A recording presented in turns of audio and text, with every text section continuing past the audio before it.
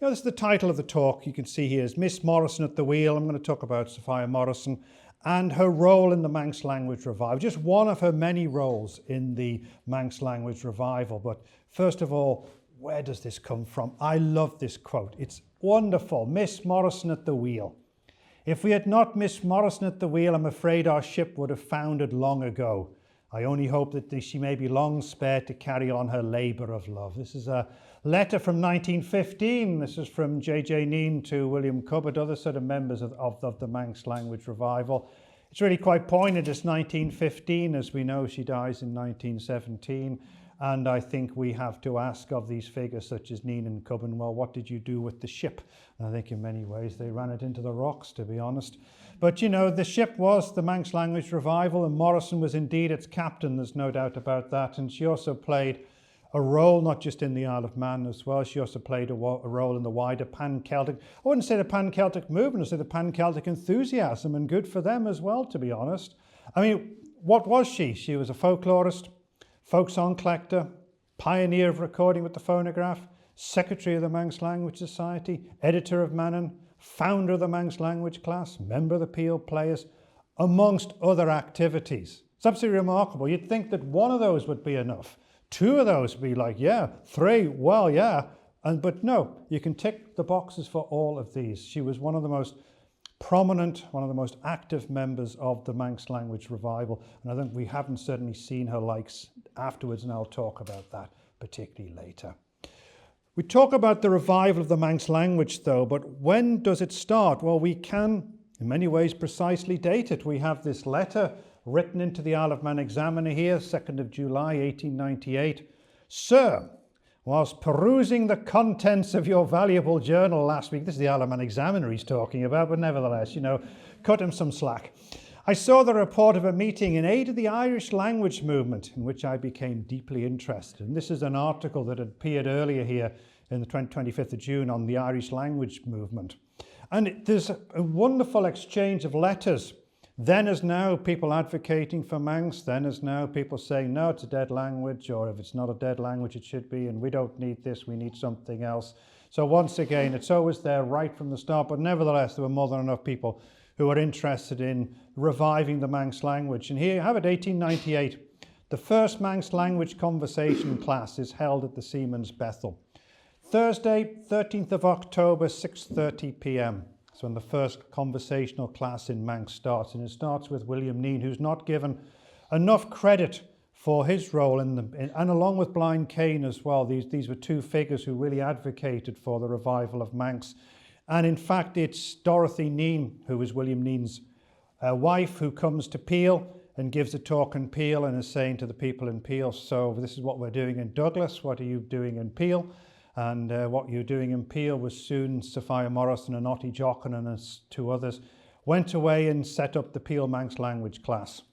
Set it up before the Manx Language Society was founded. The Manx Language Society comes late in the day. There were small Manx Language Societies. Say there was the one at the Bethel.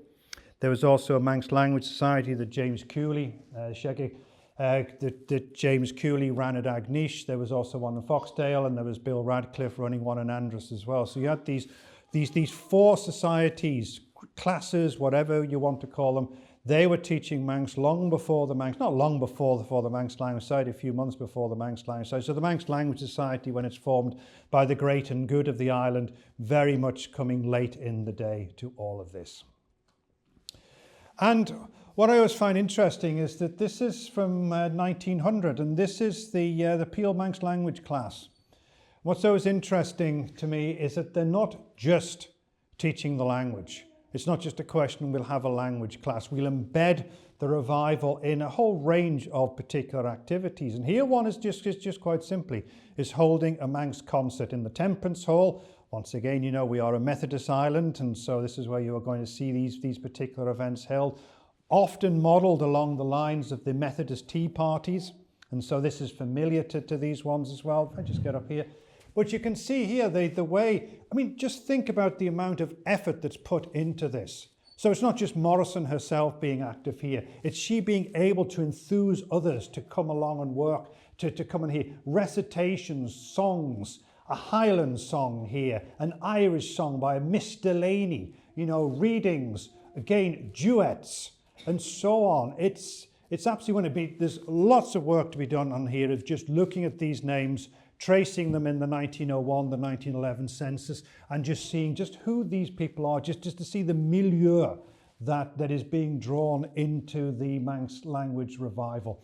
And once again, the existence or the survival of this sort of what's called ephemeral literature, but is in terms of its worth is more than ephemeral, that it's just this sort of chance survival. I think I found this one in the Douglas Borough Library collections as well, that just allows us to see what is going on. We can't always rely on what there is in newspapers. Newspapers will just give us this particularly broad view, overview. This obviously shows us what happened on the day. But it's always interesting, it's not just about Manx here. You can see there were items in Manx, there was items in sort of Scottish Gaelic, there were items in Irish, Welsh and English, and so on. So it's, and of course, here they are. You know, this is the pair who are behind all of this. We have Sophia Morrison and Otti Jochen, and you know they're the powerhouses. They say it's not just Morrison, and this is what I'll be talking about today: is the way that Morrison was able to inspire, to bring other people and to sort of be almost be a mentor, create a circle of helpers in the Manx language revival. They are, of course, intriguing characters because they are both the daughters of men who made their money in the fishing industry. As we know, by this particular time, the Kinsale mackerel fishing had collapsed, but many of them had made their money and many of them got out with their money as well. I mean, Sophia Morrison's father was Charles Morrison. He was a provisions dealer, made his money supplying, obviously, food to the Peel the Peel fishing fleet. He also took shares in the boats as well. He was also careful to invest that money, and he got out at the right time, and he invested his money in property. His sons got houses, and his daughters got the rent of Brackabroom. That's how it was done. So the daughters had basically an independent income, and they never had to work. Not to say that's a moral judgment. You know, they didn't have to work. But I think what also we do have to look, you know, at the gender expectations of women in this particular period. They would be expected to marry. They would be, if they married, they would then be expected to run a household. Morrison was, of course, unmarried, as too was Otti Jochen, which allows them to play this particular role. I mean, although at times Morrison was called upon to be a housekeeper to her brothers. One of her brothers was a doctor, at times in Manchester. And so she was almost called upon, expected that her duty, her familiar duty, would be to go off and be the housekeeper. But another thing to mention is to do the maths here, because I'm not talked about anything of the, should we say, the young Sophia Morrison, because we know nothing of the young Sophia Morrison. You know, she's born in 1859. The Manx language revival, as you see, kicks off here in 1899, and so do the maths. I mean, she's 40. So she comes to the Manx language revival. This is how you would encounter her. You know, you would not encounter a young you would have encountered a young youthful Mona Douglas. That was what I was about to say. But you would certainly not have encountered a young Sophia Morrison doing any sort of collecting, having any sort of interest in Manx. It is clearly these set of letters that start off this notion of reviving the Manx language, and then figures such as Sophia Morrison, figures such as Otti Jochen, and a whole host of characters then come forward and take part in the particular revival. This should we say, this is from 1904. This is taken at the Celtic Congress. So it also goes to show you how these figures were active in the pan-Celtic movement. They just didn't keep their activities in the Isle of Man, that they travelled on behalf of, almost you know, they travelled and sort of, you know, presented what was happening in the Isle of Man. It's unfortunate that Otti Jochen, she was the teacher actually. She was the one who taught at the Peel Manx language class. She also taught to the children at the Wesleyan Sunday School as well. So she possibly taught in this particular building as well. And she later got a job with the Isle of Man Advertising Board, and she moved to London to promote tourism in the Isle of Man, and then she later moved to Canada. She dies in Canada. So once again, I think it's a great loss that she left the island, because she is just such a, you know, she along with Morrison were, what can you say, you know, they were powerhouses. You know, they were the ones organising these Manx conferences. They were organising that the classes. Whilst Morrison is a key figure, clearly she didn't do everything on her own, couldn't do everything on her own, and gathered people around her who could and would. So let's have a look at Sophia Morrison as seen by others. Okay, this is the small little snippets for us to get a sense of her particular character. I love some of these ones. This is Cressy Dodd. We'll come on to Cressy Dodd later on here. This is from 1910 here. By the way, I've not thanked you for the kind thought in sending me the Manx knobs. Cressy, at this time, she was a school teacher in Birmingham. Though I've been chewing all the time. I hope she brushed her teeth afterwards, you know. This is Cressy Dodd, you know, this is when she was sending Sophia Morrison some folk songs that she collected in 1910 in Patrick, which will come on. We're gonna look at Cressy Dodd later on. So then we get one here from this is a letter written. This is a letter sent here from New Zealand. A copy of Manx Fairy Tales, you know, published in 1911, made its way to New Zealand. And this is here. A small half-Manx girl to whom I've been reading them has just pronounced judgment, which I will pass on in the hope that you will appreciate. She says they are jolly decent. Isn't that wonderful? You know, once again, you can see the Manx Language Revival. You see the work of Sophia Morrison here. It's not just being confined to the Isle of Man. It's not just being confined to the other Celtic lands, but it's also going out here to Manx immigrants here who've moved to New Zealand, and I think it's a great fair. And indeed, they are jolly decent. There's no doubt about that. And here, this is another lovely one as well. This is again, this is Florence Quine.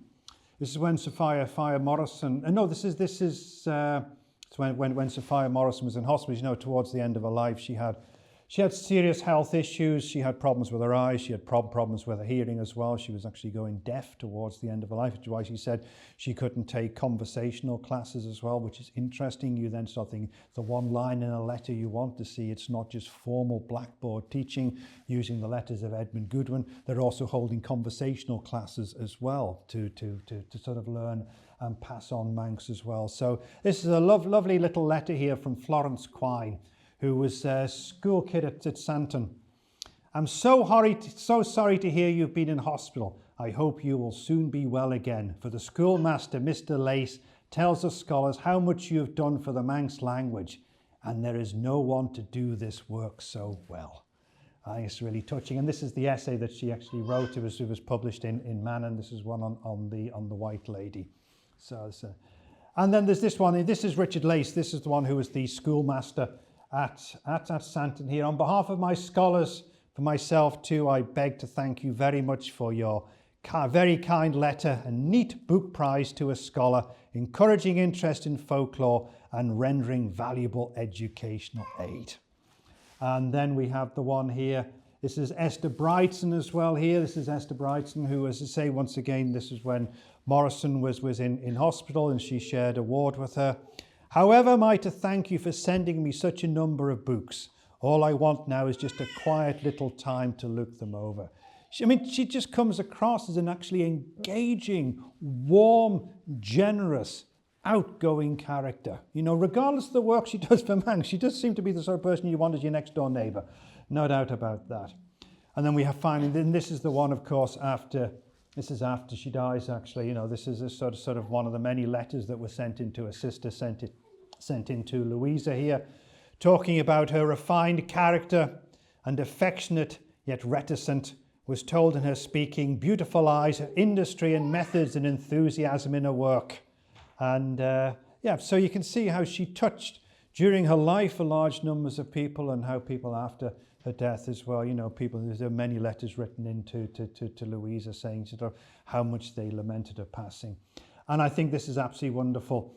If you want to reach Sophia Morrison, you don't have to know where she lived, which is just down the road here, by the way. All you got to do is just write on a postcard, Miss S. Morrison, Manx Language Society, Peel, Isle of Man. 2 N's, of course, and it'll get you. There's no doubt about that.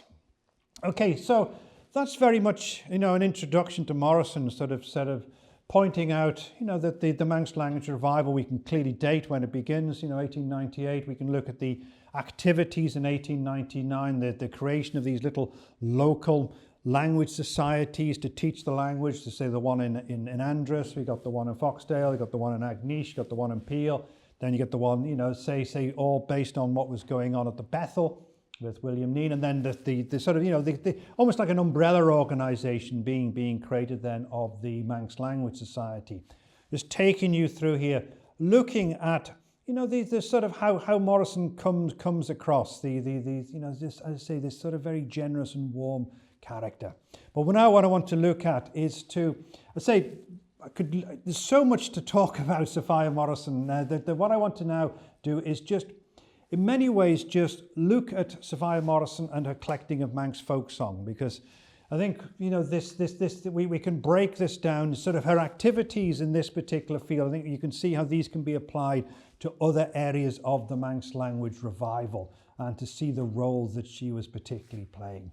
You're talking there about her labour of love, so let's have a look at the sort of the labour of love that she showed here in Manx folk songs. So if you want to look at her as a collector, look at her as a pioneer, look at her as a mentor, look at her as an editor, and look at her as a promoter. Now, whilst I'm just using here Manx folk song, you could sort of look at, you could sort of think of these roles that she played in other aspects of the Manx language revival. You can see her work, as a mentor, bringing other people in to collect with her. You can see her work as an editor. You can see here, we're going to talk about editing the Clegg collection, but we can sort of see her as an editor of Mannin. We can also see her as a promoter. We've already seen some of the promotion work that she was doing with the Manx Language Society, with the Peel Manx Language class, but we can also see her doing promotions elsewhere as well.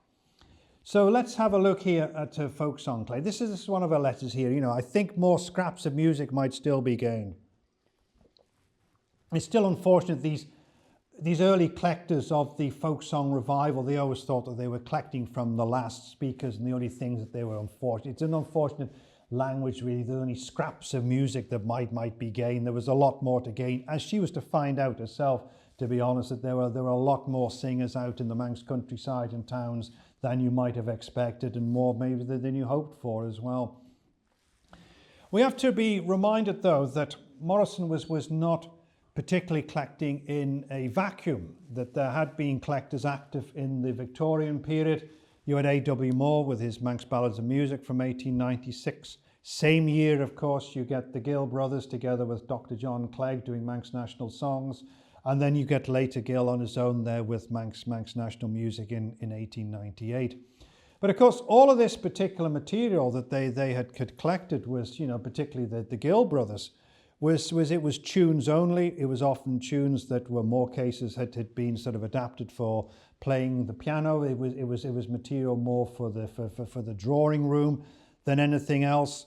Manx Ballads of Music is a different beast, but it's very much the high mass of Manx antiquarianism, where where Moore would match a text from a manuscript with a tune that had been collected by Harry Brideston and so on. There was that sort of mismatch of texts and tunes and so on. And so I think what Morrison was saying, well, if we are to promote Manx music in the Manx language revival, we're going to have to go out and collect. We cannot use this material as source material. And so we do get this wonderful letter. And we are fortunate with Morrison that whilst a large part of her personal papers have been lost, that there's still a large number of them still remain. And so there is still very good correspondence. Often it's particularly fragmentary between Morrison and other individuals, but nevertheless it does have the virtue of survival. And this is her letter here from 1907. I think more scraps of music might still be gained. I heard some bits the other day in Solby Glen at the house of Mrs. Crane. But when Mrs. Crane and her daughter, this is Elizabeth Crane and Elizabeth Crane, her daughter has the same name as her mother, told me that they'd often sung to you, I felt assured that you had collected all they had to give. So this is Gill. The intriguing thing about this particular letter is that We know little of Gill's activities after 1899 because his brother, the Deemster, dies. So there's no correspondence then between the brother and him. And this is the view here showing you that Gill continued to return to the island and also continued to collect as well. So this is a valuable thing. But also too, it also shows here that Morrison is also collecting as well. So this shows you that Morrison is still finding singers in the Manx countryside, in this particular Coolbane.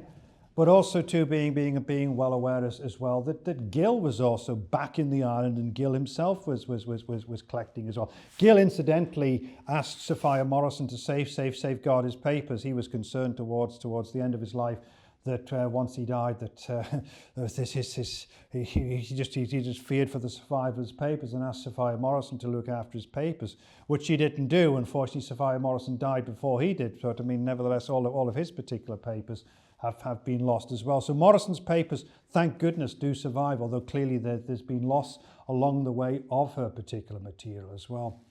But it's also clear as well that Morrison did not collect alone.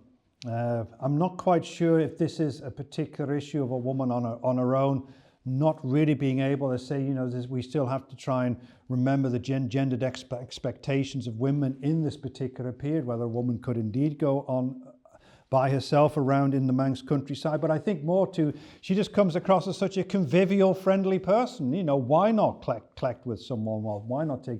But it's certainly quite clear that she collected with Josephine Kermode. There's references in the letters. We're going to deal with some of the letters of them being out and about, but also to the bulk. The Sophia Morrison's collecting of folk songs.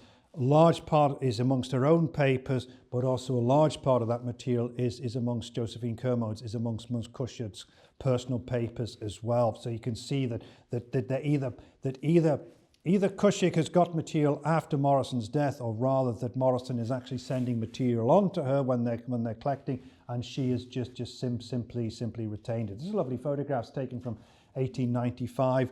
As you know her, she has this pen name of Çheshaugh. It's the common ragwort. It's considered to be the Manx national flower. Personally, I don't think she may not have chosen it for that. The word Çheshaugh was used as a term of abuse by Raglan, the governor. He says that the Manx are like Çheshaugh. They're everywhere underfoot and they can't be easily eradicated. Yeah. So I don't think that she's. I mean, maybe I'm reading too much into that, but I don't think she's using Çheshaugh then as a pen name just because it's nice. In that particular sense, I think this is in direct reference to what Raglan has said.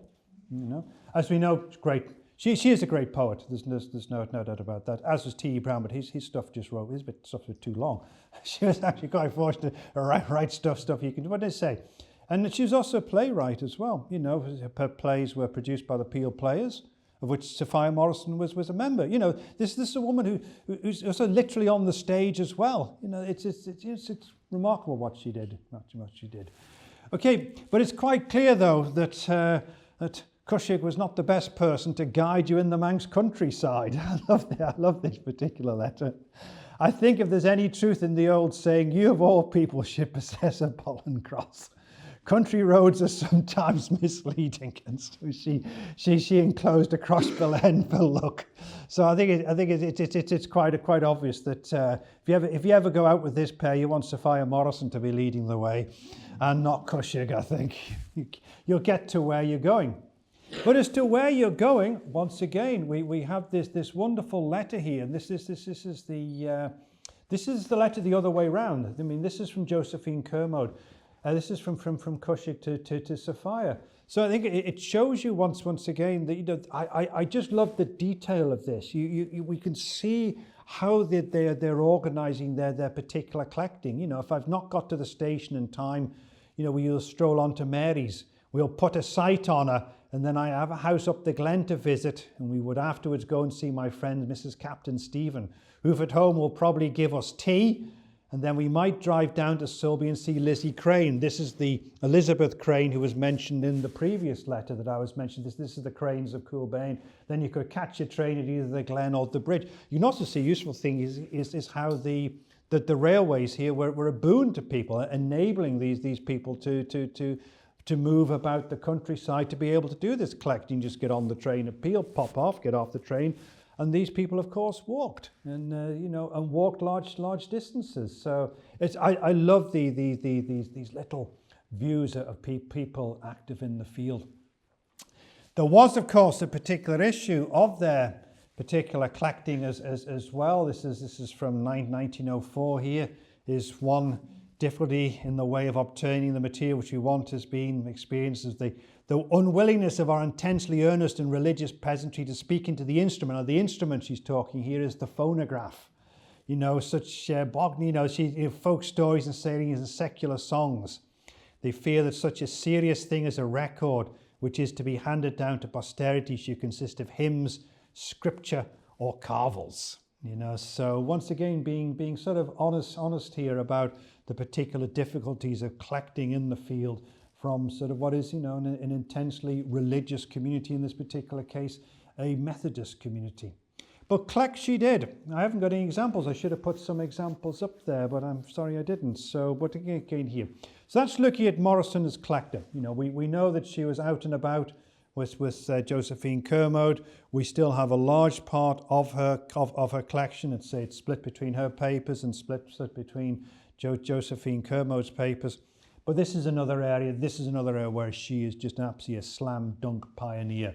And this is the use of the phonogram to record from.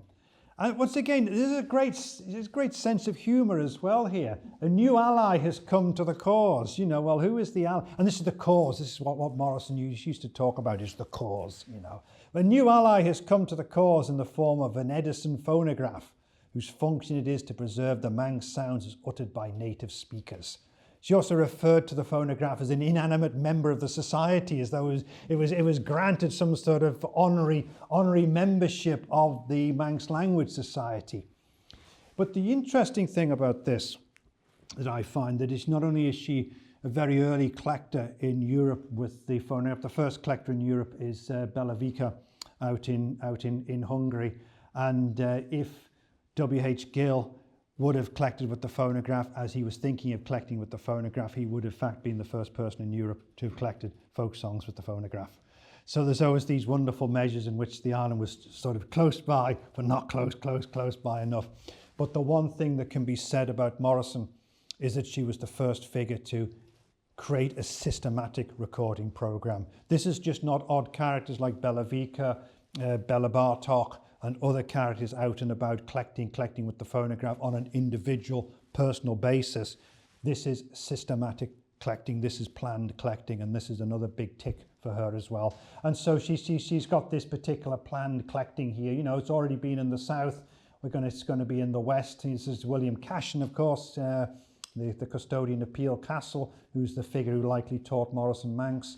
And we're going to send it on tours through the north and east during the winter, and unfortunately, and here it is. It has survived. The new ally, the inanimate member of the society, has survived. And this is what they looked like, and this is what you had to lug around the countryside. There are some wonderful photographs of Irish collectors for the Irish Folklore Commission, who had a bicycle with like an extended basket on the front. And it's not, they weren't sort of recording on the hoof, as it were. They weren't recording as they were going along, but this is the only way it could be transported. And but transported it was. And here we have, this is the planning that she had here. This is a form letter. This is the other useful thing about Morrison. Not only do we have correspondence to and from her, she also has letter copybooks as well. So we do have examples, or we do have copies, literal copies of her outgoing correspondence as well. And this is to Emily Gill, who was the daughter of Archdeacon Gill at Andros. And you can see here, dear madam, we bought a phonogram. I've been requested to inform you that you're one of those nominated, not one of those who's accepted, but one of those nominated, So I think you're up to it and you're going to do it, to take charge of the records at one centre. Would you act to ask me something? But you see it's a form letter here. But I love the last line here.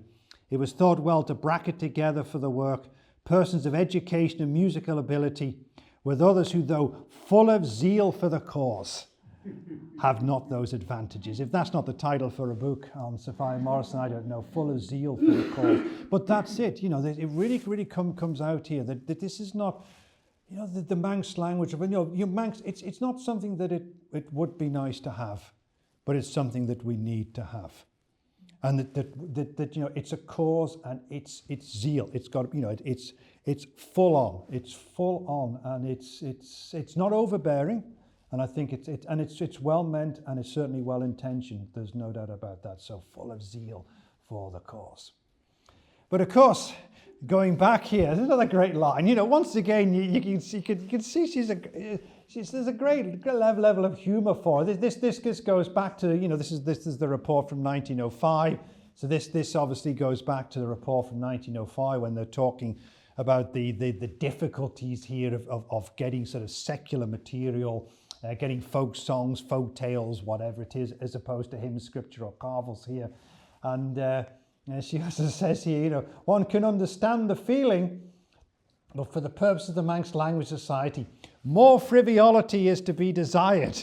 You know, I think it should be a T-shirt, that, isn't it? You know, more frivolity is to be desired. In other words, don't take yourself serious. Be serious, but don't be that serious. I think she's really trying to say. Now, one of the things, and I've written further about this with an article that's not paywalled, so I'm not going to go too much into this, leave you to read it if you wish to do so, is that we have very little understanding. We have very little about just what was indeed collected. This is the only report that we have. This is from 1905. This is from the sort of the annual meeting. Well, they had two meetings, but this is from the Hollandtide meeting of the Manx Language Society, when they got the phonograph out and they played back the cylinders. And this is the material this is some of the particular material that they collect. Once again, it's actually wonderful. You have the names up here so we can find out some of the people here. So here you got William Kane. This is Willie the Fairy, isn't it? This is Willie the Fairy from Glen Helen. He's the one from whom Boll and Ben, which is the song overheard from the fairy folk from themselves. He was the figure behind that. Mully Karen, you know, Sheep Under the Snow. Caesar Cashen there. Hymns, you know, William Cashen. This is you know, the Creed, the Lord's Prayer, Boxing the Compass. Another William Cashen. Miscellaneous renderings, what those are there at the Fiddlers. Edwin Cubbon there, Neddy Homroy. Whatever that is, you know, that's the only mention of that particular tune or song. You know, William Neen here, he's another important figure to hymns. Thomas Moore of Serby here, Wreck of the Herring Fleet here, Hop Tune, John Quirk of Peel, an original yarn about the fishing. So you see, they're not just collecting what you would think would just be folk songs. They're sort of collecting, in many ways it's folk songs, it's clearly folklore and folk life. You're fishing there, you've got a calendar custom in Hop Tune. You have obviously some, you know, biblical readings. That's probably what some people just want to read. You get to imagine that Thomas More, okay, if I can read from Corinthians, then I'll sing the Wreck of the Herring Fleet for you, and so on. Hymns, yeah, this is what she says. But, you know, useful things there, Mullick, you know, it's fascinating stuff. Absolutely fascinating stuff.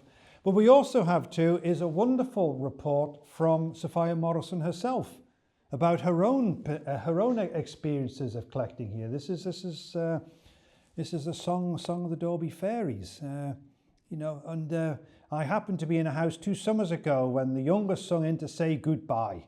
The man, a miner in Arizona, who was home on a very short visit and had worked his passage across on board a ship, was leaving the island that day, never to see it more, he said. And so she's invited him to my house and asked him to sing some of his father's song into the phonograph. So clearly, at this particular stage, the phonograph is in Morrison's, is in the family house. He had only about 20 minutes to spare, but he kindly came to me and sang 2 songs into the horn, one being the song of it's probably a Wren Gaelby, and the other one, the genuine Manx version of Hunt the Wren. So that's Hunt the Wren in Manx as well. So, you know, once again, it's useful to see it. But what survives? And what survives? Well, this is all that survives, actually.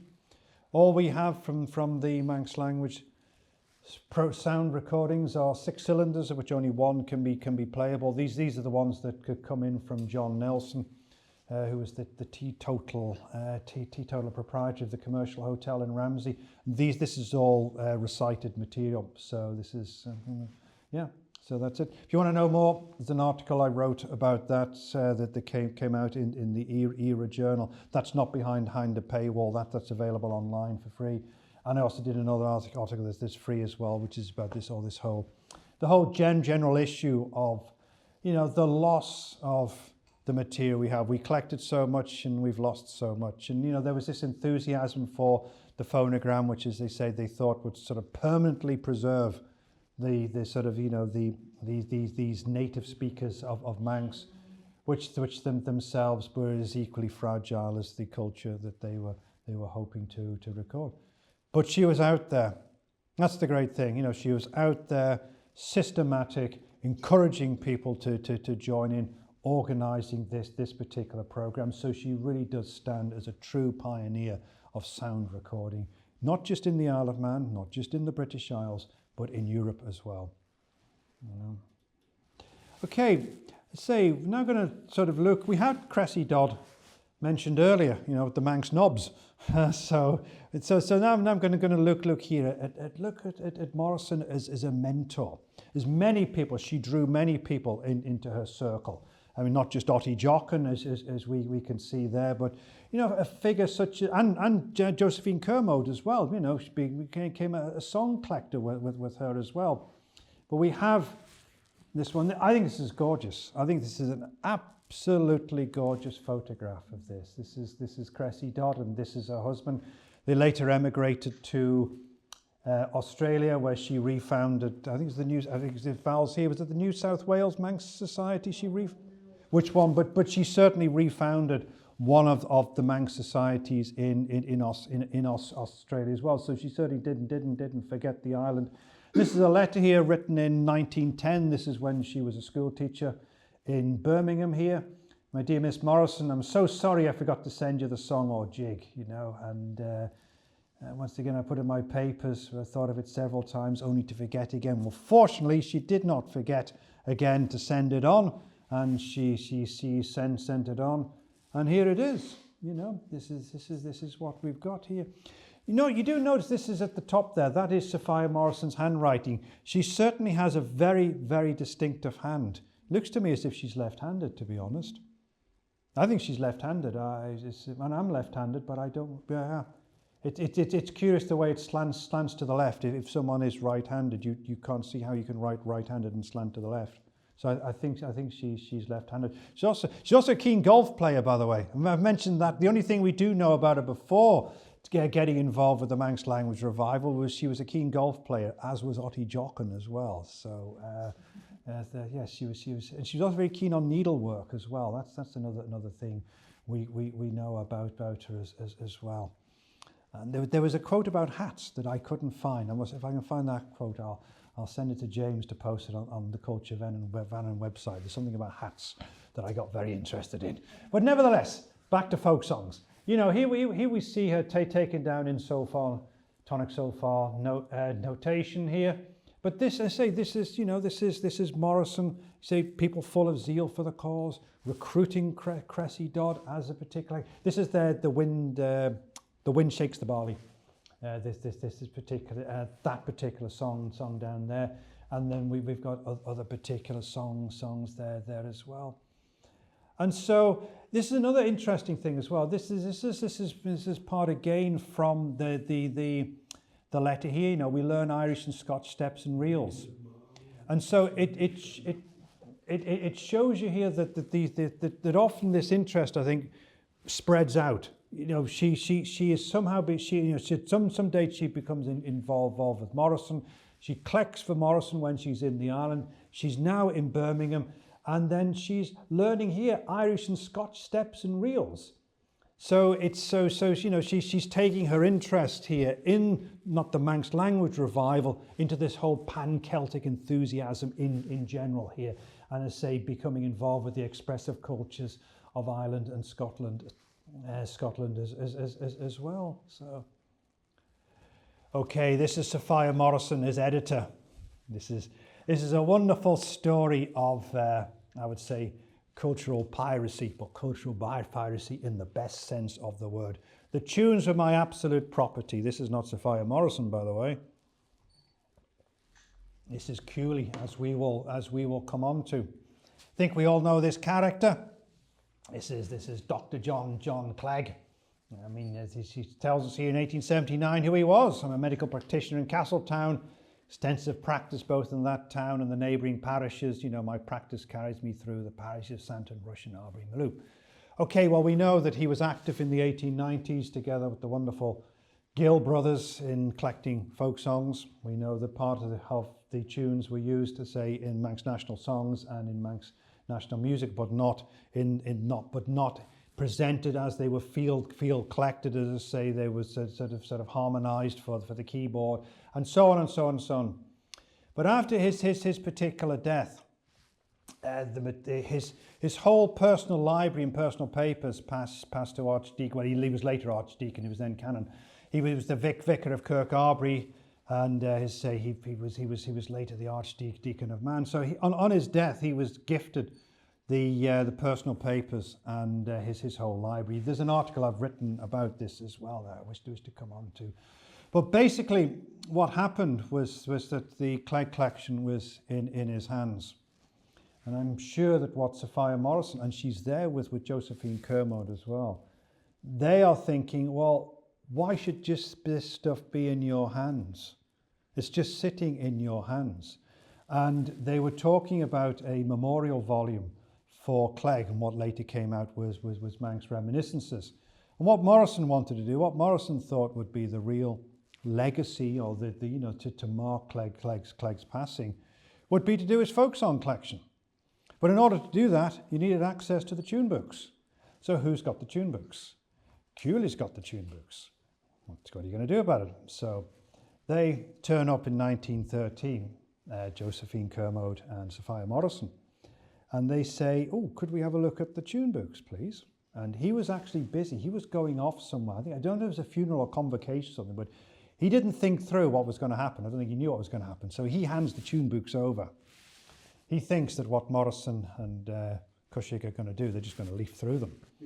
What they did was they passed them on to Edwin Goodwin, who made a full transcript. Goodwin is very much sort of Morrison's scribe. So he makes a full set of them. They hand them back, and then Morrison announces that he's donated them to the Manx Language Society, and that's it. And I think what she's basically saying is, so you should. Clegg dies, you're hanging on to this particular material. And if it's in your hands, then what's going to happen to it? And given that we've actually lost the bulk of Clegg's papers, all we have from Clegg, the 24 notebooks, we've got the notebook that's used for Manx Reminiscences and the tune books. That's it. The whole of what was in Crofton that was passed into his particular hands has been lost. And I think she saw the loss of Roeder's papers in this period as being a warning sign that if you do not secure access and copies of this particular material, it will be lost. Cooley was not pleased at all. You should read the letter is absolutely fantastic. But when you read the letter, you think, good on you. Good on you for doing this one. So what she really wanted to do here was to say things like, Clegg collected this material. I want to give you access to these songs as they were sung, as Clegg collected them. Not what Gill did with them, as they were sung. And this is what she says here. The songs were heard by the doctor and taken down to him as he went his rounds along the people, and who he loved him. The old folks dwelling in lonely places in the mountains or on the wild sea coast unsealed their lips, and so he rescued from oblivion many songs sung by mother to babe. She's certainly over-egging the pudding there. We actually know that Clegg simply collected them from his family members. He collected them from the rich farmers of the south, to be honest. Which is actually really good, because it actually shows you that repertoire continued amongst those people. You can actually see where he collects them from. You can spot the farms today. It's Ballinorris, it's Ballaclegg, it's Ballacapin, it's Balladule. These are the big quarterland farms. You know, these are rich southern farmers in that sense. And there were a few people there dwelling in lonely places on the mountains, but not as many as you might expect. But I say, it's a wonderful act. It's her as editor, so it's an act of cultural piracy, but I think certainly done for exactly the right reasons. To be honest. Okay, I'm just going to some time here. So I want to look here now at perhaps, you know, some of her final role here is looking at her as a promoter. We saw that first, you know, Manx concert held back there in 1900. That was a one-off. There were many of those, but they were sort of very, you know, here and there. But this is what she sets up. You have this Manx Tea Party and concert, you know, structure familiar, of course, from Methodist tea parties here. But this is what she sets up here. An old Christmas Day, of course, you know, to keep to the old calendar here. In the Albert Hall in Peel, not the one in London. As there's someone in Manx National Heritage Library, when they were cataloguing this stuff, wrote down Albert Hall, London, thinking, well, it was a long way for them to travel, you know. Maybe Manx people did travel further in those days, but I don't think so. But nevertheless, you know, and once again here, you know, up front, you know, the unremitting energy of Miss Sophia Morrison, but she, you know, there were dozens of people involved in this here. Veritable galaxy of Manx talent, you know, and we're sure this function will be loyally supported, you know.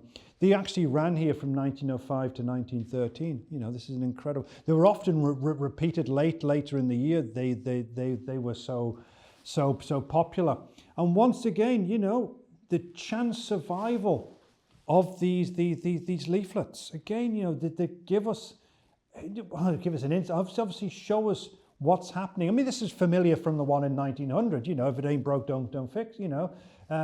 This is what it is. But once again, drawing all these you know, all of these people here who need to be traced in this. A recitation by Willie Prescott, whoever he is, you know.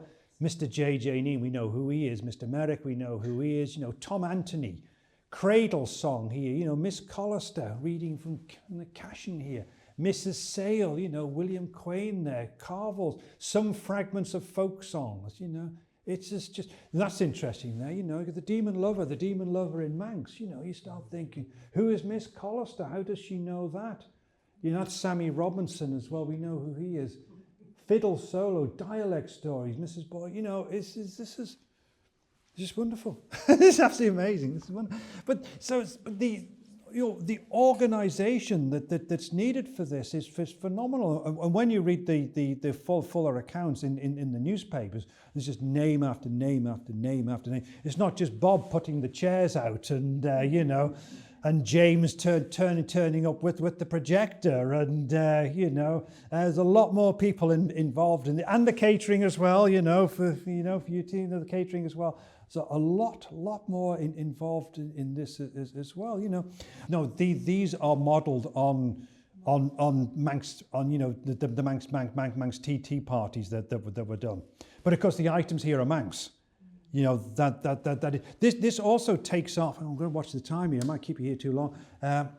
There's also a thing what I haven't been able to talk here. What would also needs further research too is that what takes off as wildfire in the early 90s, the early 1900s, are these Manx teas, where they build a mock Manx cottage up on the stage. There's some wonderful photographs of them as well. And the women dress up in, you can't believe how people in the 1900s dressing up in their grandmother's stuff, you know, but then they dress up and they serve real Manx fare, you know, they're serving oat cakes and they're serving bonnig and so on.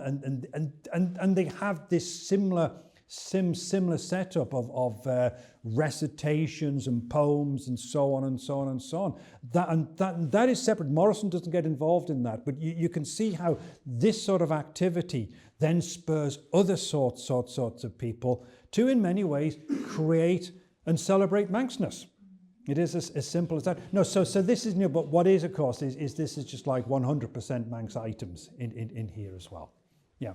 And if anyone has any of these leaflets, I was going to say things, if you have these leaflets, for God's sake, make them known, you know, we need to get, we don't have a full set. You know, we don't have a full set. So, you know, please, this is the sort of stuff that we need. She also promoted Manx in the Guild as well. She had a run-in with Florence Lawton, who was the High Bailiff of Peel's wife. She had a run-in with her in the Guild. That's basically because they booted her out of the Manx Language Society because she didn't pay her fees, and that's why she went away to create the World Manx Association for that one. Well, you can have another narrative. That's my narrative of it. You can find another narrative if you want, but that's what she does. She used to have an expression called Bessie pulls the string. In other words, that she also found out that Morrison did not particularly like her, and that was the reason. So not everyone appreciated Morrison. This, I think, is 1910. I should have looked at it, but she pushed for there to be specific classes for the Manx language at the Guild, and then they were then spiked by Lawton and others out of this dispute with them. And then they came back in again. But this is an absolute, you know, once again, there's a whole list of names here. Can I just shift over here? You can see how it's set up here. You basically have here a tune here. This is arranged by James Lyne. He's another interesting character who claims to have collected in the Isle of Man, but his collection is entirely lost. This is Morrison's handwriting here. She always complained that they never typeset the Manx correctly. But you've got here, you know, a test piece here for school choirs. You then have here pieces, solos for juniors. Once again, a whole list of names here. Again, there's whole research topics here is to go through all of those names. You'll hit all of those in the 1901 census, the 1911 census. You know, large numbers of people here from Peel. I should imagine they are from the Cloth Workers School, who incidentally, when they gave them a vote as to whether they wanted to have Manx taught in school, they voted yes. So it's a big tick for the Cloth Workers School here. You know, female voices here. You'd like to know, who is May McKnight? You know, who is Essie Collister? Is that Essie Collister who knows the Demon's Lover in Manx as well here? You also have this class here for traditional Manx music. I think this is what Florence Lawton objected to, that because Sophia Morrison had done so much field collecting, she was bound to win this class. And so there were the numerous cases here where she actually presented the award to herself in many particular cases as well here. Musical competitions, of course, Gill was going to win all of this, of course, because there was a range of, but nevertheless, you know, that insistence that if you're going to have a Manx music festival, you're going to have Manx music in it as well, you know, and we'll help arrange it for you. I think it's not enough time. You know, it's fortunate the work brings its own reward. As I say, you know, I hope I've sort of brought out to you, you know, I was going to say tonight, it's not tonight, it's afternoon, it's because the lights are off, that you know, the sort of the work that Morrison did, you know, seeing her there as this, you know, this sort of, full of zeal for the cause, bringing other people into the cause as well. But not everyone appreciated it as well. This is a letter to Carl Roeder, who is another intriguing character as well. There's no doubt about that. What I think another amazing thing about Sophia Morrison is that Carl Roeder got on with her. He's the only person he ever got on with. He only ever got on with two people in his life, to be honest. One was Edward Farragher of Craignish and Sophia Morrison. Everyone else, no. And in many cases, very, very good reason as well to be quite frank. But this is it, though. You know, she writes here to Roeder. It's 1903. You know, it's fortunate the work brings its own reward. Otherwise, the buckets of cold water so lavishly thrown over one would quench the most ardent lover of Manx. It's a great quote, isn't it? You know, buckets of water over that. But there again, I might get a little bit. Many people, though, did, because here is a wonderful. This has been kept amongst her papers. I presume this is from flowers, group flowers given to her here. To Miss Morrison, a loyal Manx woman from grateful Manx hearts. That's not the title for another book about her, I don't know, but I think that's absolutely wonderful. You know, she was a loyal Manx woman. I get emotional about it because She did so much. She did so much for us. And you know, what more can I say? But this is, again, there's another letter here from 1908 here. We don't know who this is, writing Sophia Morrison. You know, how they drop into sort of Manx English here from times. I only wish I could just pour a sight on you and have a proper old couche, you know. Well, we don't have that chance at this particular date, but I hope what I've been talking about today has in some way been to that end, to have had a couche with Sophia Morrison. Unless you want another couple of slides. I've got another couple of slides. Do you want more? You don't have to say more. You want more? Okay. What I was going to say, but and I do have time to do that, to be quite frank, is to talk about the things that I couldn't have talked about. Not because I don't know about them. I do know about them, but I don't have time to talk about them. You know, I've only been able to look at her work, which is enough, you know, as not just as a folk song collector, pioneer with the phonograph. It wasn't just Cressy Dodd who she brought into a circle as well. There was a wonderful person called Young Tonkins, who we know about. Bertie Corlett, Young Tonkins. M.L. Wood was involved as well. She got M.L. Wood up on the train to go up to the Solby Glen to do notation for her as well. Whole range of, she also P.W. Kane was involved with her as well. Whole, you know, so, you know, that was her as a collector, pioneer with the phonograph there, mentor for individuals there, trying to safeguard the Clegg collection here, and the promotion of folk song as well. And then other things here, having me be able to talk about what she was up to with the Peel Manx Language class. It's the Peel Manx Language class that provides the learning materials that you've all been using, first lessons in Manx. Doesn't come from the Manx Language Society, it comes from the Peel Manx Language class. It's Edwin Goodwin, what called the Blackboard lessons as he did. He wrote them for the Peel Manx Language class. The Manx Language Society tried to push the J.J. Neen primer in Manx at people. No one ever bought it. They all bought Goodwin's Manx lessons in Manx. You know, her role as the secretary of the Manx Language Society, she takes over in 1901, and she's there till 1917. Promoter of the Manx Prize at Patrick's School. There was a prize there for children in, you know, giving a recitation in Manx at Patrick's School. This all comes out of her own pocket. You know, this is out of her own pocket. Editor and founder of Mannin, small press magazine there. We've had nothing since. We've had nothing since to replace Mannin. Again, you get Cubbon and Neen there talking about, you know, Miss Morrison at the wheel. You feel saying, well, why didn't you carry on with Mannin? And there's another story about Mannin and William coming up. I don't have time to tell you about that. In TT with that as well. You know, the work on Manx fairy tales. Wonderful book. Not just Manx fairy tales, Manx proverbs. The Manx cookery book from 1908 to rebuild the spire of the church here. Editing William Cashin's Manx Folklore. In fact, I was just looking at a copy of that this morning in Martin's bookshop. It's an absolutely amazing manuscript. I mean, it's an insider voice. We have so few insider voice, not just for the Isle of Man, but elsewhere in Europe as well of our culture. It's an amazing book. She edited that. Also, too, there's the other manuscript materials that didn't make it into Cashin's Manx Folklore. Her work on the vocabulary of the Anglo-Manx dialect, which I'm giving a paper on week after next as well. You know, the work, that all fell into her hands. You know, that the whole manuscript was sent to her by Moore's widow. And thank God Moore's widow sent it to her, otherwise that would have just disappeared along with the rest of Moore's material. There's another slide, by the way. It's not just ends there as well, you know. There's also to her friendship with Carl Roeder. Amazing number of letters between them as well. She also rescued Roeder's personal papers as well.